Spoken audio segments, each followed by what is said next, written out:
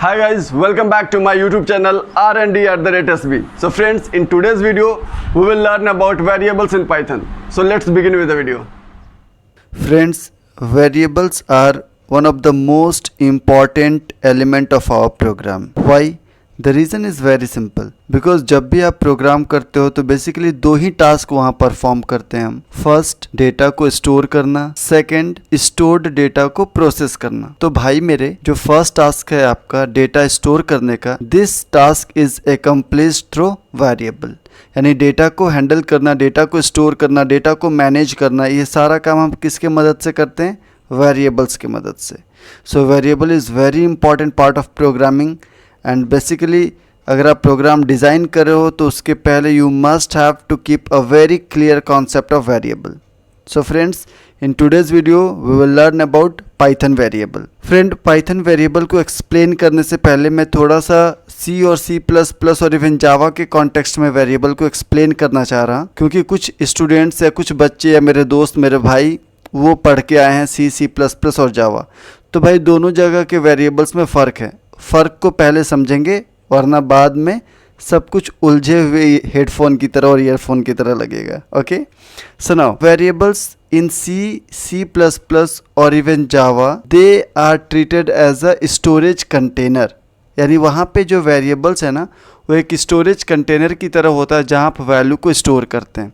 Basically अगर C की बात करें तो वहाँ पे हम सबसे पहले वेरिएबल को डिक्लेयर करते हैं इंट x लिख करके, ठीक है, सेमीकोलन. और नेक्स्ट लाइन में हम फिर अगर हमने लिखा x equals to 10, this is called variable initialization, है ना. इससे होता क्या है बेसिकली? सो फ्रेंड्स, यहाँ पे कंप्यूटर के मेमोरी में एक 2 बाइट का स्पेस एलोकेट होगा और उस एलोकेटेड स्पेस को हम x के नाम से रेफर करेंगे. ओके, साथ ही साथ इस स्पेस का एक पर्टिकुलर मेमोरी लोकेशन होगा. ये इसका एड्रेस है. एड्रेस कुछ भी हो सकता है, हमने ये माना. ये जो सेकेंड लाइन आपने किया यहाँ पे x इक्वल्स टू 10, इसका मतलब है आप 10 को स्टोर करना चाह रहे हैं, असाइन करना चाह रहे हैं x के अंदर. तो यहाँ पे स्टोर हो गया 10. ओके, नेक्स्ट लाइन में अगर आपने क्या लिखा, x इक्वल्स टू 20, जैसे ही ये काम किया तो इसका जो पुराना वैल्यू है 10, ये यहाँ से क्या हो जाएगा? ओमिट हो जाएगा, हट जाएगा, और इसके अंदर में इसका जो नया वैल्यू है 20 वो चला जाएगा. यानी यहाँ पे दिख रहा है कि ये जो आपने x बनाया है वेरिएबल, वो एक कंटेनर की तरह है जिसमें आप वैल्यू आसानी से स्टोर करते जा रहे हैं. ठीक है यहाँ तक. तो ये जो वेरिएबल का कॉन्सेप्ट मैंने बताया, ये कॉन्सेप्ट C++ या फिर आप जावा पढ़े हो वहाँ पर भी ये सेम कॉन्सेप्ट अप्लाई होता है. ठीक है, पर पाइथन में अगर हम बात करें तो यहाँ पे वेरिएबल का कॉन्सेप्ट थोड़ा अलग है. अलग इन द सेंस क्या है?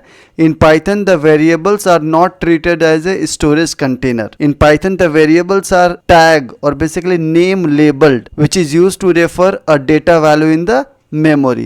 यानी जिसके मदद से हम किसी भी डेटा वैल्यूज को मेमोरी में रेफर करते हैं, सिर्फ रेफर करते हैं. It is not a container जिसके अंदर आप वैल्यू स्टोर कर रहे हो. तो फ्रेंड्स, पाइथन में वेरिएबल कैसे क्रिएट करते हैं? अगर आपने यहाँ पे लिखा x इक्वल्स टू 10, ये क्या करेगा? ये मेमोरी में कहीं पे भी 10 स्टोर होगा ऐसे, इसका अपना एक एड्रेस होगा. ये x क्या करेगा? ये x जो है ये इसको रेफर करेगा.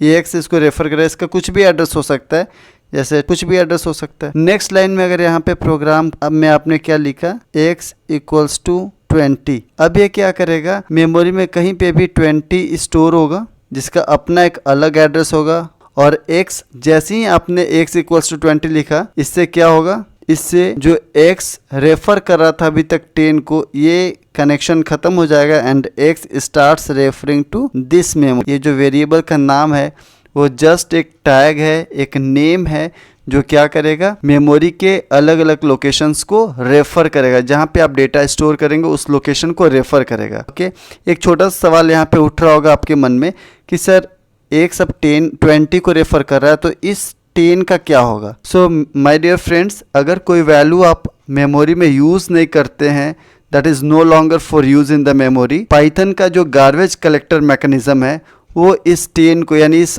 अनयूज्ड मेमोरी को फ्री करता है. ये काम कौन करेगा? पाइथन का गार्बेज कलेक्टर. ओके, यहाँ पे तो आपने x को क्लियर नहीं किया कि ये x इंटीजर है, कैरेक्टर है, फ्लोट है.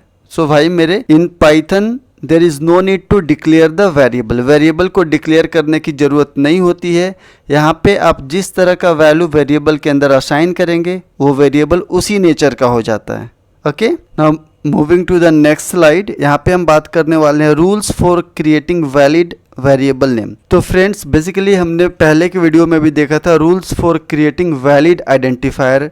ठीक वही सारे रूल्स यहाँ पर भी अप्लाई होंगे, because variable name is nothing but an identifier. Okay, तो जो सबसे पहला है रूल उसमें हमने यहाँ पे मेंशन किया हुआ है। क्या मेंशन किया है? A variable name can only contain alpha numeric characters and underscore. यानी यहाँ पे जो कैरेक्टर्स आप जो इस्तेमाल करने वाले हैं वो कौन कौन से हैं? आप यहाँ पे capital A to capital Z का इस्तेमाल कर सकते हैं। आप यहाँ पे स्मॉल ए से लेकर के स्मॉल जेड का इस्तेमाल कर सकते हैं। आप 0 से 9 का इस्तेमाल कर सकते हैं और एकमात्र special symbol that is underscore, इतने ही कैरेक्टर का इस्तेमाल करके आप वेरिएबल के नाम को क्रिएट कर सकते हैं। ओके, जो दूसरा पॉइंट है वो ये बोल रहा है a variable name can not start with the digits और नंबर। यानी आप नंबर से स्टार्ट नहीं कर सकते। किसी भी वेरिएबल का नाम आप A1 लिख सकते हैं, A1 लिख सकते हैं, बिल्कुल सही है, पर आप 1A नहीं लिख सकते हैं। आप अंडरस्कोर बी लिख सकते हैं, अंडरस्कोर से स्टार्ट हो सकता है, पर वो किससे स्टार्ट नहीं हो सकता? डिजिट से स्टार्ट नहीं हो सकता, याद रखिएगा। फ्रेंड्स थर्ड रूल है keywords can not be used as identifier name और वेरिएबल नेम। यानी जो कीवर्ड्स है उसका इस्तेमाल हम वेरिएबल के नाम के लिए नहीं करते हैं, डेफिनेटली नहीं करते हैं, क्योंकि हर एक कीवर्ड्स जो है वो रिजर्व्ड होता है, उसका मीनिंग पहले से फिक्स है। तो आप कीवर्ड्स का इस्तेमाल कभी भी वेरिएबल के नेम के तौर पे नहीं कर सकते हैं। जैसे आपने यहाँ पे लिखा ब्रेक, ये जो ब्रेक आपने लिखा है टोटली गलत है। क्यों? क्योंकि ब्रेक एक कीवर्ड है और आप इसका इस्तेमाल वेरिएबल के नाम के लिए नहीं कर सकते हैं। पर इसी ब्रेक को अगर आपने इस तरह से लिखा capital B, this is capital B REAK break, अब ये जो ब्रेक है ये सही है। क्यों सही है भाई? क्योंकि यहाँ पे आपने स्मॉल बी लिखा था, बेसिकली ये कीवर्ड से मैच करता है, क्योंकि all the keywords in Python are written in lower case. पर उसी ब्रेक को अगर मैंने यहाँ पे अपर केस में लिख दिया बी, तो ये अलग हो जाएगा। क्यों? क्योंकि पाइथन जो है वो केस सेंसिटिव लैंग्वेज है, ये अपर केस और लोअर केस दोनों को अलग अलग ढंग से ट्रीट करता है। ठीक है, तो इस तरह से इन सारे रूल्स को हमेशा दिमाग में रखना है हमें जब भी हम वेरिएबल क्रिएट कर रहे होंगे। Okay, so now moving to the next slide. Okay, variable assignment. तो माय डियर फ्रेंड्स मैं बता दूं आपको that variable can not be created without assigning any value. यानी पाइथन में अगर आपको वेरिएबल क्रिएट करना है then you must have to assign the value. अगर आपने सिंपली ऐसे लिखा ए तो ये एरर देगा, it is not a valid variable creation. आपको क्या करना होगा? इसके अंदर वैल्यू डालना होगा। अगर आपने यहाँ पे a = 10 लिखा, ये सही है। अगर आपने सपोज आपने यहाँ पे b लिखा है, b = आपने पाइथन लिखा है, ये सही है।